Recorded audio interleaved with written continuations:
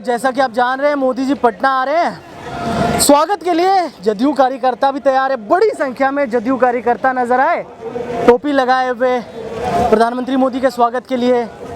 कई चीज़ें हैं जो यहाँ पर देखने को मिली, खासकर महिलाओं की भीड़ मैंने ज़्यादा देखी। तो लोगों से बातचीत करते हैं, लोगों से समझते हैं कि आखिर मोदी के बिहार आने के क्या मायने हैं और ऑपरेशन सिंदूर जिस तरीके से ग्लोबली गया तो क्या वो बिहार चुनाव में इम्पैक्ट डालेगा, यही समझते हैं जदयू कार्यकर्ताओं से। मोदी जी आ रहे हैं, कितने खुश हैं आप लोग? बहुत खुशी है, हमारे एनडीए के नेता हैं। हाँ। और बिहार में उन्होंने सिंदूर का लाज रखा था, यहाँ अनाउंस किए थे कि जो आतंकवादी हमारे बहनों को सिंदूर उजाड़ा है उसको मिट्टी में मिला देंगे, और नरेंद्र मोदी ने जो कहते हैं वो किए। और आज बिहार में आ रहे तो हम लोग को इससे बड़ा खुशी क्या होता का, वो हमारे एनडीए के नेता भी हैं, तो इसलिए हम लोग पूरे जोर शोर से स्वागत में खड़े। बड़ी संख्या में पहुंचे हैं, बहुत बड़ा संख्या में। यहाँ मुड़केती में यहाँ से लेकर एयरपोर्ट के बगल से यहाँ तक सभी लोग खड़े है। ये लगभग 4 किलोमीटर या 5 किलोमीटर का रोड शो है ना? हाँ, रोड शो है 6 किलोमीटर का, 6 किलोमीटर लगभग का रोड शो है। तो बिहार में चुनाव भी है, चुनाव के दृष्टिकोण से कितना इम्पोर्टेंट देख रहे हैं? चुनाव में कुछ है, आप लोग तो राजनीतिक आदमी है, राजनीतिक लहजे से नहीं, चुनाव में कुछ एनडीए का प्रचंड बहुमत से जीतेगा बिहार में। नीतीश कुमार का काम नहीं बोलता है बिहार में, नीतीश कुमार का काम बोलता है। बदला है बिहार, बदला है, क्योंकि वो बिहार बदला कि दिन रात में पता नहीं चलता है। जो नौजवानों आज सड़क पर चल रहे हैं, महिलाएं चल रही है, वो जानती है कि नीतीश कुमार के राज में क्या नहीं बदला।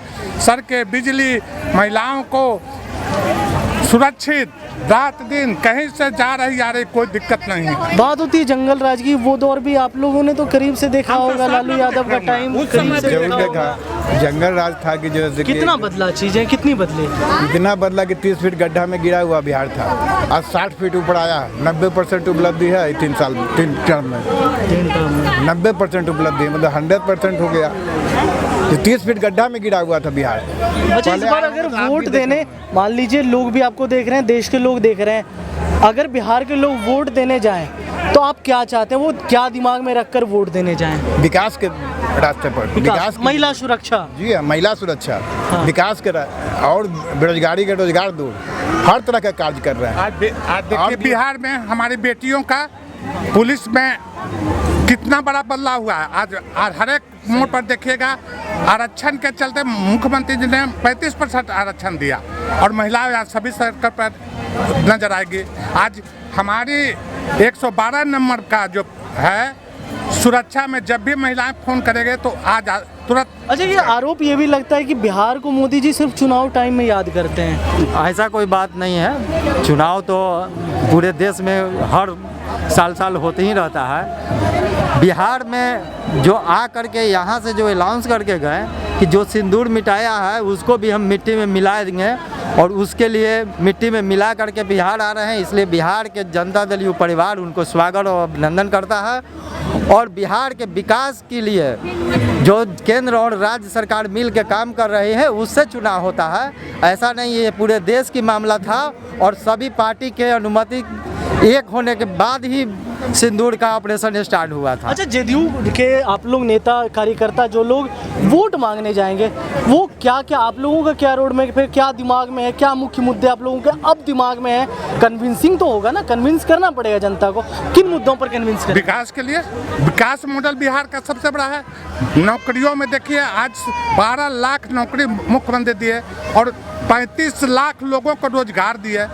ये और इसी का बिहार में कहीं भी चले जाइए, हम लोग तो पूरे बिहार का दौरा करते हैं, गांव में चले जाइए, कहीं भी ऐसा नहीं है जहाँ बिजली सड़क नहीं है। बिहार में नए चेहरे आ रहे हैं, प्रशांत किशोर टाइप के चेहरे हैं, तो उन लोगों का इम्पैक्ट होगा बिहार? प्रशांत किशोर का तो इम्पैक्ट इतना ही है कि जब रैली करते हैं तो पूरा कुर्सी खाली रह जाता है, और बिहार के लोग उनको रिजेक्ट कर देता है, फिर भी बोलते चल रहे हैं, तो उनका कुछ है।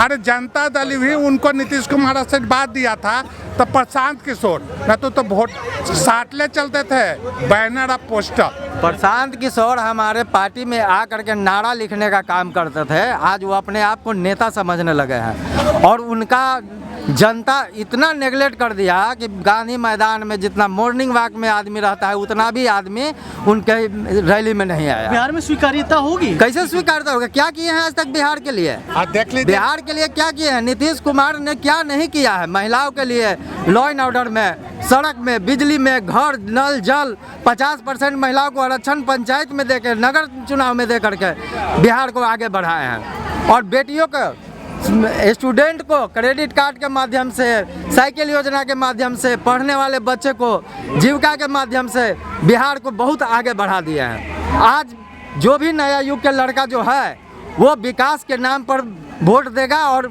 विकास के नाम पर ही पूरा बिहार चलेगा। ऑपरेशन सिंदूर का कितना असर होगा? ये तो है तो बहुत बढ़िया। देश का हमारे सेना ने इतना गौरव के साथ काम किया है। मैं सेना को पूरे बिहार वासियों की तरफ से हार्दिक हार्दिक अभिनंदन करते हैं और नरेंद्र मोदी को भी क्या जो संकल्प लेते हैं वो करते हैं।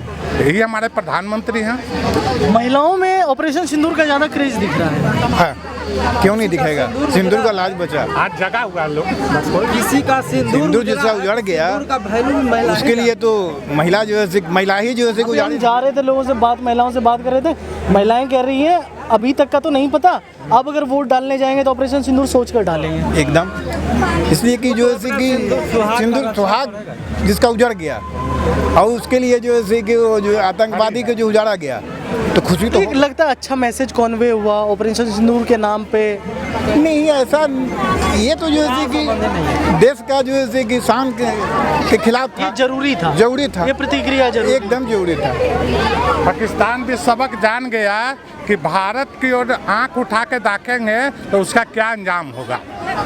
पाकिस्तान हिल गया, अब पाकिस्तान में कुछ रहा नहीं। वहाँ के जब लोग विरोध कर रहा है कि हमको भारत चाहिए, पाकिस्तान में है क्या? हाँ, कुछ बलूचिस्तान कह रहा है कि हमको अलग कर दीजिए बलूचिस्तान, और पीओके कह रहा है कि नरेंद्र मोदी से इतना एग्रेसिव हो गया है इनके काम को देख करके, क्योंकि भी चाह रहा है कि हम पाकिस्तान के साथ हम नहीं रहे। पाकिस्तान ऐसा देश हो गया है कि आतंकवाद को संरक्षण देता है और आतंकवाद को भेज करके देश को, कश्मीर को या पूरे इंडिया पे टारगेट करते रहता है हमेशा।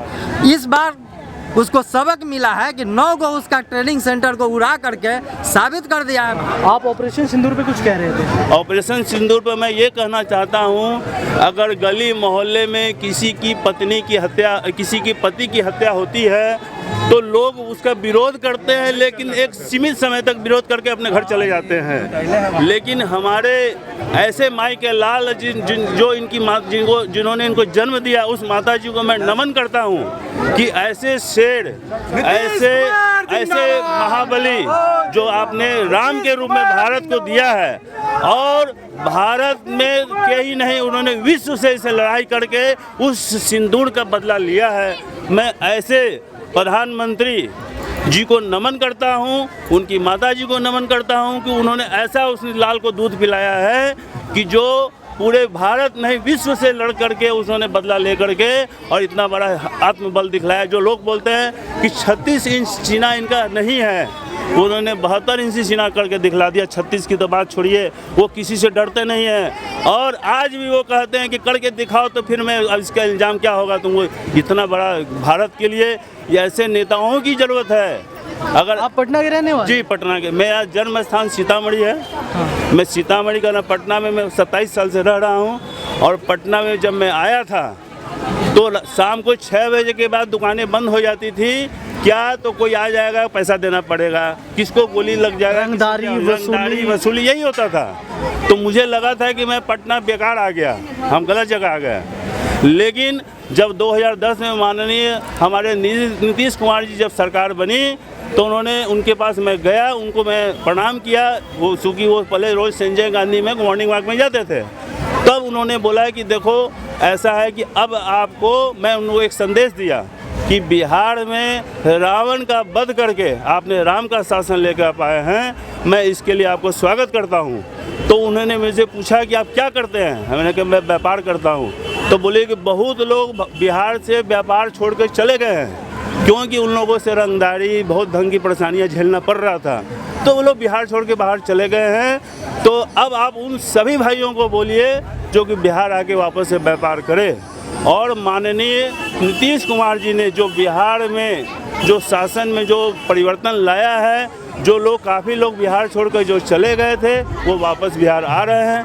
पहले चीजें बदल रही हैं, काफ़ी बदल नहीं रही है, इसको कई हवा की तरह इस चीज़ें एक बदल रही उद्योग की कमी है, हो सकता है ये आज, भी पूरा हो आज जाए। जो एयरपोर्ट है वर्षों से वही एयरपोर्ट था, वर्षों से वही एयरपोर्ट हम लोग दे रहे हैं। आज इसका कायाकल्प माननीय मोदी जी ने किया, इंटरनेशनल एयरपोर्ट भी बनाने के उन्हें स्वीकृति दिया। क्या नहीं दे रहे हैं बिहार में? 50 करोड़ का अगर उन्होंने ये बीड़ा उठाया कि बिहार को देंगे तो बिहार। मोदी के आने पर देश के लोगों को क्या बोलेंगे? मैं सभी भाइयों से ये निवेदन करता हूँ कि इस मौका को हाथ से नहीं जाने दीजिएगा। हमारे मोदी जी को 2029 में दोबारा लाना है और पूरे राम राज्य बनाना है।